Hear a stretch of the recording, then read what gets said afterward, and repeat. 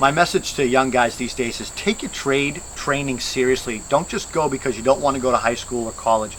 Really learn the trade, really learn the skill, do your research, and then you know what? Take the time and do an apprentice program. You can enter into this career and you can start making $25 an hour day one with some skill sets. And you can work your way up to either lead carpenter or maybe be an entrepreneur and own your own company.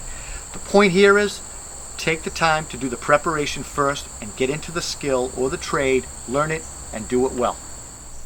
When I looked into getting into the trades, I went online, I did research on which trade I think would suit me best. I found opportunities for education to place myself in a position where when I enter the trade, I'm not starting from scratch. I looked at union opportunities, I looked at private trade schools. I talked to people who are in the trades. A lot of kids come out of college nowadays and they've got a substantial amount of debt and not many job prospects.